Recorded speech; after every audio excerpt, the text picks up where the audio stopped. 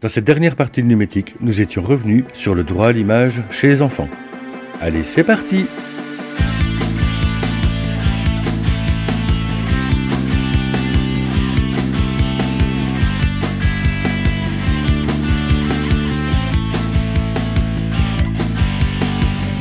Alors, quel sujet compliqué que le droit à l'image chez les enfants. Revenons un peu sur les règles, sur ce que ça implique pour toi, Greg, qui est papa. Alors Greg, dis-moi, est-ce que j'ai le droit de mettre une photo de ton fils sur Internet ? Non. Alors je vais expliquer un peu pourquoi. Pour la simple et bonne raison déjà que mon fils a son propre droit à l'image. J'écris des bouquins, je suis visible sur Internet, je suis facilement trouvable. Lui a sa vie privée, j'ai ma vie privée. J'ai pas envie que n'importe qui puisse déjà voir des photos de mon fils sur Internet. Les rares photos qu'on voit sont décidées par sa maman et par moi-même de commun accord, et avec son accord aussi. Donc je demande si, par exemple, il a fêté ses 10 ans, là oui, il y a eu une photo sur Instagram pour ses 10 ans. Mais tout le monde a donné son consentement pour la photo, et la famille n'a pas le droit de poster des photos de mon fils sans notre accord.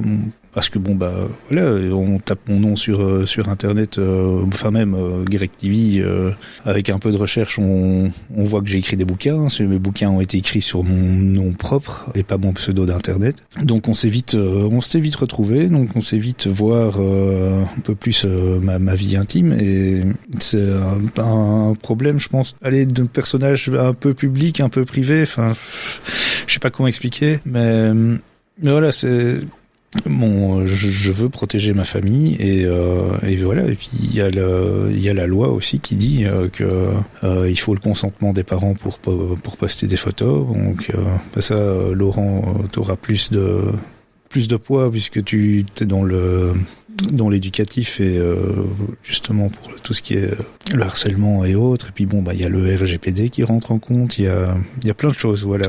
Ça, je vais te laisser tout ce qui est plus technique, plus ces détails-là. Avant de rentrer dans la technique, maintenant, je vais encore te poser la question qui fâche, mais est-ce que ton fils peut poster une photo de lui sur Internet tout seul comme un grand ? Non.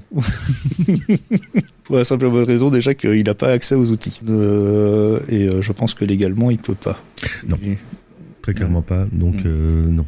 Alors, pourquoi on en est à discuter de ça ? Comme tu l'as dit, on a un gros problème chez les jeunes pour l'instant de respect de droit à l'image, et encore pire que chez les jeunes, on a un gros problème avec les parents. Oui.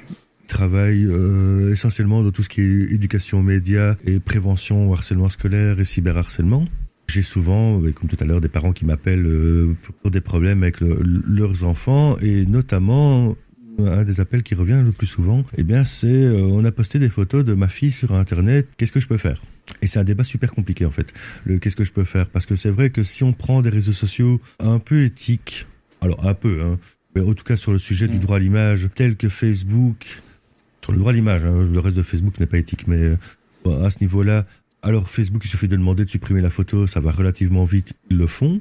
Si on tombe sur des réseaux qui n'en ont rien à battre, du genre Snapchat, avant que ça ne bouge, la fille aura eu 1 ou 2 anniversaires de plus. Donc là, on tombe sur des grosses problématiques. Les jeunes, en fait, se retrouvent très très vite postés sur Internet, souvent avec des photos qui peuvent être problématiques, alors sans rentrer dans le caractère glauque et la pornographie, ne serait-ce que des photos en sous-vêtements, des photos en maillot, des photos, on prend photos sous la jupe des filles.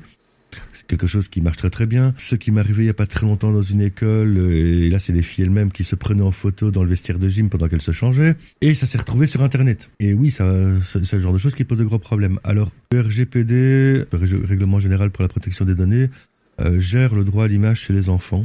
Et il y a quand même une règle qui est certaine, c'est que jusqu'à l'âge de 14 ans pour la Belgique, et malheureusement ça change d'un pays à l'autre, donc je pense qu'en France c'est 13 ans, ce sont les parents ou les tuteurs légaux qui en ont le droit. Et là on arrive sur la première colle, si dans le cadre de parents séparés ou divorcés, à qui appartient le droit à l'image ? Est-ce que, par exemple, tu pourrais poster une photo de ton fils sans demander l'avis à sa maman ? Écoute, c'est une bonne question, je ne saurais pas te répondre. Pour la simple et bonne raison que pour ça, sa maman et moi, on est sur la même longueur d'onde. Donc on ne s'est jamais posé la question. Donc on demande systématiquement à l'un ou l'autre l'accord des deux. Alors, mais justement, là on arrive sur le fait que dans un cadre familial et privé, il n'y a pas besoin de l'accord des deux. Par contre, pour tout ce qui est posté sur Internet et posté en mode public, chacun des parents a le même droit à l'image. C'est-à-dire que s'il n'y a pas d'accord, s'il y en a un des deux qui dit non, eh bien c'est le non qui prévaut. Et une chose aussi que les gens oublient, ça moi je le vois au niveau du stade associatif, c'est que c'est valable aussi pour l'envoi sur Internet en privé. C'est ce qui nous arrive souvent, par exemple, quand j'organise des stages où on a les parents qui nous disent non, interdiction de faire des photos de mon fils ou de les poster sur Internet, ok, mais vous pouvez me les envoyer en privé sur WhatsApp. Oui, mais c'est non, justement, c'est sur Internet. Si vous me dites non sur Internet, WhatsApp est un réseau social, c'est non. Et c'est un long débat que j'ai déjà eu avec beaucoup de parents. J'ai essayé de leur expliquer qu'en fait, peu importe que ce soit en public ou en privé, à partir du moment où ils disent non sur Internet, c'est non sur Internet. Peu importe la manière. Et là aussi, on a des problèmes, par exemple, avec les écoles où les parents, en fait, ne veulent pas, à part pour les photos de groupe, puisque là, de toute façon, ils n'ont pas grand-chose à dire, où on va dire que c'est du côté privé, avec des classes dojo ou des espaces qui sont complètement cachés derrière des mots de passe. Alors, en théorie, on ne va pas les embêter, mais même là derrière, c'est non sur Internet. Pas de classe liée ou quoi que ce soit. Oui, c'est ça. Que ce soit un réseau social privé comme Classe Dojo qui est lié à la classe ou sur Facebook en mode public, il n'y a pas de différence en fait. Là-dessus, on ne peut pas commencer à changer la loi à chaque fois qu'un nouveau réseau social sort, sinon elle change tous les 2 jours. Ouais. Et donc voilà, mais c'est quelque chose qui est très compliqué à faire comprendre aux gens que ce n'est pas non plus à la carte. À côté de ça, dans le cadre des écoles et des activités pour jeunes, beaucoup de parents nous disent « Oui, mais nous, on en a marre de remplir ce formulaire, on donne les mêmes réponses à chaque fois. » Mais il faut savoir que là, à ce niveau-là, c'est la loi aussi. Une loi que la plupart des écoles ne respectent pas, c'est que c'est pas un formulaire en début d'année, en fait. C'est normalement un formulaire à chaque activité différente. Ouais. Ce qui est super lourd. C'est super lourd et en fait, moi, dans le cadre de mon travail, par exemple, on a les privacy statements. Donc, pour chaque session, en fait, il y a un privacy statement qui indique que si tu ne veux pas être diffusé, si ne pas apparaître donc dans les streamings, vous ne rentrez pas dans la salle. Et donc, pour chaque session, ils doivent avoir au moins lu et donné leur accord, quoi. Ce qui est assez amusant d'ailleurs, puisque normalement, ils n'ont pas le droit de le faire non plus, puisque le RGPD a comme prérogative le fait de refuser l'utilisation des données personnelles ne peut pas empêcher le fait de profiter du service. En gros, quelque chose qui est complètement illégal pour l'instant, c'est quand tu t'inscris sur un réseau social, ils te demandent s'ils peuvent utiliser les données. Si tu réponds oui, pas de problème, tu vas. Si tu y réponds non, ils te jettent. Ils n'ont pas le droit. C'est illégal. Tu devrais pouvoir avoir accès au service. Et donc, dans ton travail, mais c'est on est exactement dans le même cas de figure, on te dit, tu ne rentres pas. Et non, normalement, si on suit le RGPD à la lettre à nouveau, c'est pas normal. Après, on tombe dans le même genre de travers. Ici, les vacances, moi j'organise un stage d'éducation média audiovisuelle où je dois faire signer aux parents l'accord comme quoi les enfants vont être filmés, pris en photo. S'ils me disent non, en fait, je devrais les accepter. Sauf que s'ils me disent non, en fait, j'ai pas de stage à proposer à leur enfant. Bah oui. Puisque c'est un stage audiovisuel. Oui, si c'est dans le cadre de mon travail, c'est pareil. Si tu dis non, vu que c'est une diffusion en direct, tu sais pas faire autrement. Donc, non. Et donc, c'est là que l'autorité pour la protection des données joue un rôle de tampon, en fait, en voyant si une plainte est recevable ou pas. Et très clairement, dans le cas que tu nous donnes, ou dans le cas que moi je viens de citer, c'est pas recevable, puisque de toute façon, l'activité même de base est liée à la prise d'image. Pour les réseaux sociaux, en fait, le débat est toujours en cours. On n'a pas eu vraiment de statut qui a été fait, mais les réseaux sociaux se défendent à juste titre que leur business model fonctionne sur le fait d'envoyer de la pub ciblée et donc l'utilisation des données personnelles. Et donc, s'ils ne peuvent plus le faire... Leur business model s'écroule. Voilà. Ouais.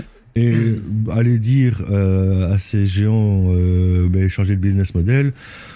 C'est un peu rêvé, ça n'arrivera jamais. Alors, il y a quand même une petite victoire européenne Ou, à la base, pour revenir sur Facebook, l'interdiction d'envoyer ses données personnelles en dehors de l'Europe. Parce qu'à la base, c'est ce qui se faisait. Les serveurs se trouvant aux États-Unis, ils les envoyaient là-bas. Ça, c'est interdit. Pour contrecarrer ça, ils ont monté les data centers en Irlande. Google, c'est en Belgique. À Mons. À Mons, à Saint-Guilain, voilà. Mais il y a plein comme ça, mais ils contournent ça. La seule chose que ça fait, c'est que ces données vont transiter par des data centers qui se trouvent en Europe, et après, derrière ça, il n'y a plus personne qui vérifie, puisqu'on arrive dans le cadre du secret. TikTok continue à être géré en Chine, mais c'est vraiment problématique. Alors, pour revenir aux enfants, à ton avis, l'âge à laquelle l'enfant peut décider lui-même de... Bon, la loi dit, tu l'as dit tantôt, 14 ans. Donc, moi, j'aurais pensé que vers 13 ans, parce que en fait, comme tous les règlements COPPA, quand on inscrit, on crée un compte sur des forums, ou les fameux forums PHPBB à l'époque, t'avais ça. Si l'enfant a 13 ans, il faut l'accord des parents. Donc moi, c'est ce que je pensais. Enfin, c'est un débat que j'ai pas encore eu avec sa maman, parce que bon, on a encore un peu le temps, je veux dire, mais moi j'aurais pensé 13 ans. Donc, enfin, je suis assez effaré de voir des enfants de l'âge de mon fils avoir des smartphones, des comptes Facebook, voilà. Et le problème, un des gros problèmes, c'est l'éducation des parents derrière qui ne se renseignent pas assez sur les dangers des réseaux, ou même, je regarde, j'ai un compte TikTok, hein, à la base, bon, je l'ai fait par curiosité, parce que bon, je m'intéresse à tous les réseaux sociaux et leurs impacts.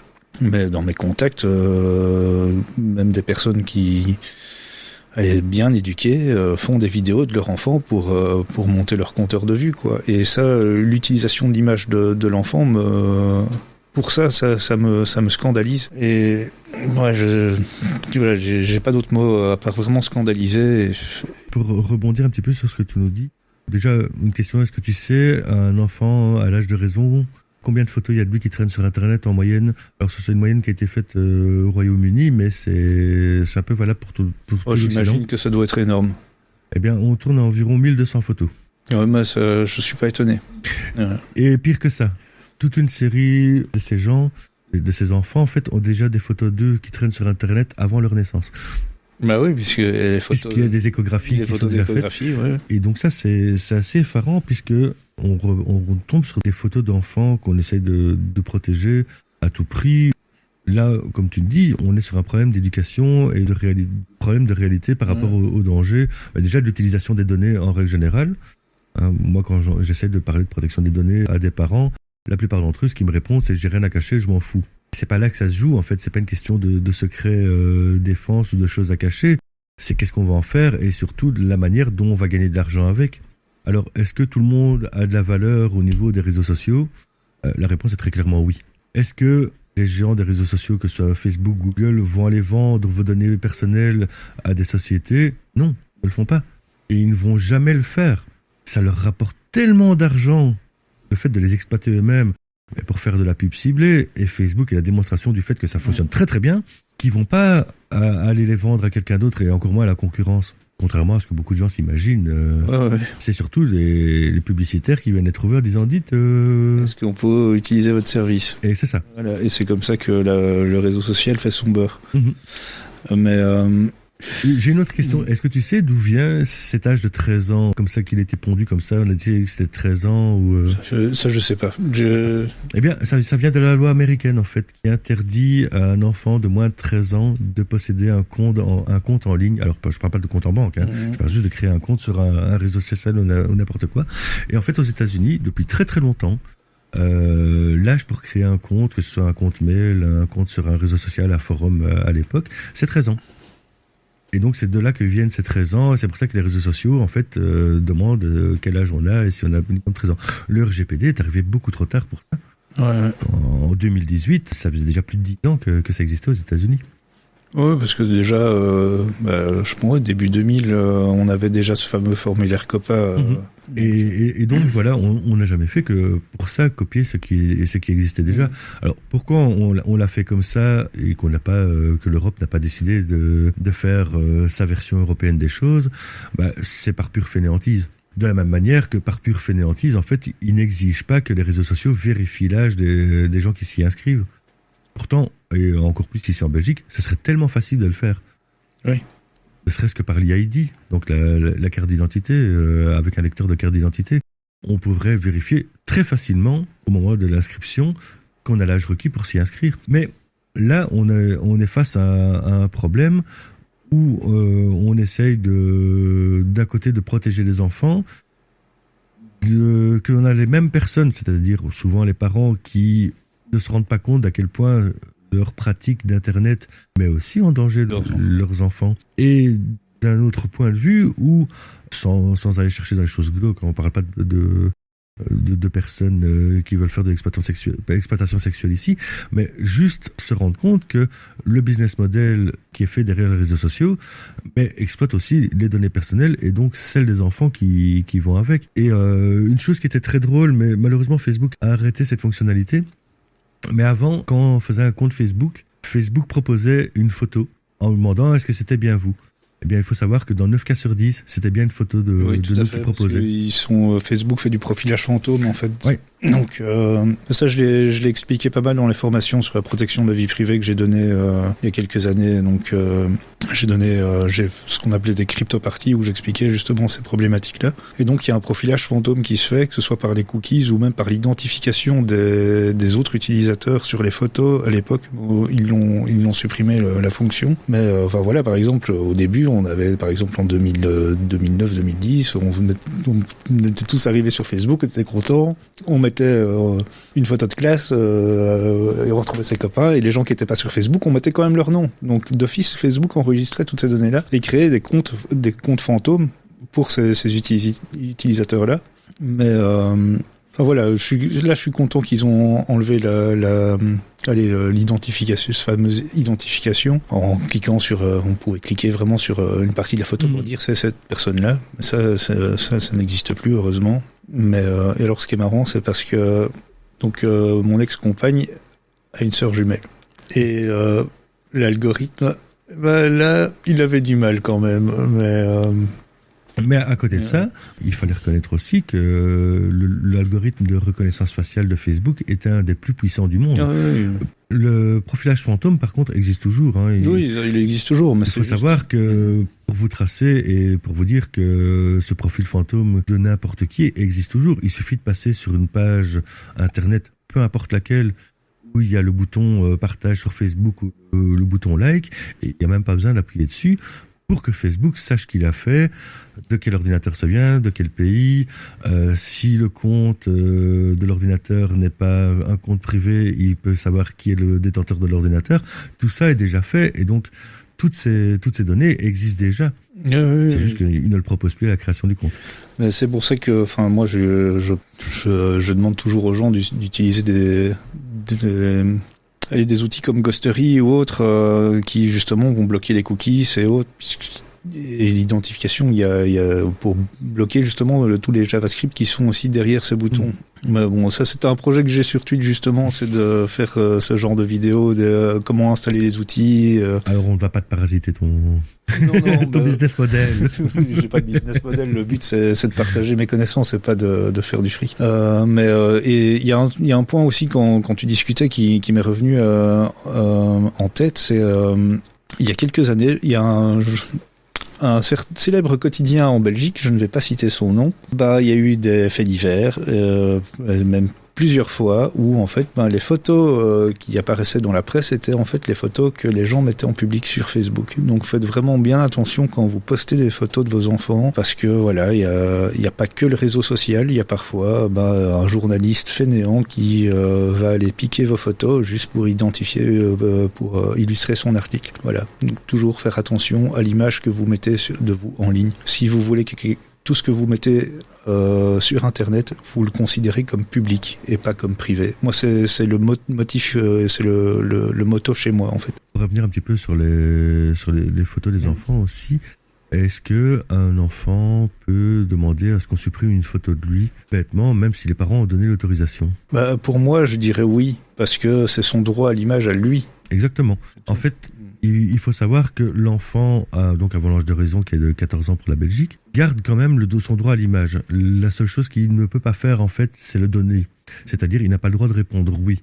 Mais dire non sans l'accord de ses parents, c'est dans son droit et personne ne peut aller contre. Et ça aussi, c'est un gros problème que j'ai souvent avec les enseignants ou avec les éducateurs qui se fâchent et qui commencent à disputer l'enfant, qui refuse d'être pris en photo.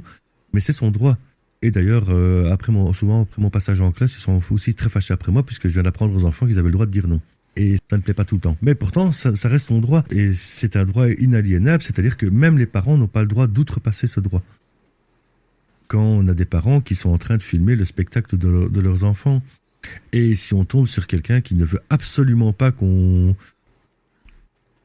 Mais donc, là, ce qui est important de retenir dans tout ça, c'est que déjà il faut faire attention à ce qu'on poste sur les réseaux sociaux en règle générale, mais aussi que chaque individu, adulte ou enfant, reste le propriétaire de son propre droit à l'image et qu'on ne peut pas aller contre. Je le répète, un enfant a le droit de dire non. Et c'est un droit qui est totalement sain. Il n'a juste pas le droit de dire oui avant l'âge de 14 ans. Voilà. Avant 14 ans, il doit demander l'autorisation à ses parents. Et comme je répète souvent à mes jeunes, après 14 ans, si les parents disent non, il vaut peut-être mieux les écouter aussi, c'est quand même chez eux que vous vivez. Si vous n'avez pas envie de vous faire punir, c'est peut-être intelligent de les écouter une fois de temps en temps. Et donc voilà, je pense que tu as quelque chose à rajouter là-dessus. Non, voilà, je vais juste répéter une chose que j'ai dit tantôt, c'est toujours garder en tête que tout ce que vous mettez sur Internet est public. Même si vous le mettez en privé, ça reste public. Et la donnée ne vous appartient techniquement plus. Elle appartient au réseau social que vous la postez, ou sur lequel vous le postez. Et c'est vraiment quelque chose que je dis, redis encore et encore, parce que voilà, si c'est gratuit, vous êtes le produit. Voilà. Donc pour Facebook, vous êtes donc le produit en fait que Facebook vend à ses annonceurs publicitaires. Donc toujours garder ça en tête. Tout ce que vous mettez en ligne ne vous appartient plus. Voilà. Je terminerai juste avec ça. Alors, une dernière chose maintenant, avant d'en terminer. Déjà, merci d'être venu et d'avoir participé à ça. Où est-ce qu'on te retrouve ? Alors, vous pouvez me retrouver donc sur mon site internet qui est l'entredugreg.be, antredugreg.be, voilà. Ou alors sur Twitch sur Greg_TV, TIVI. Voilà. Merci de nous avoir écoutés et à très bientôt.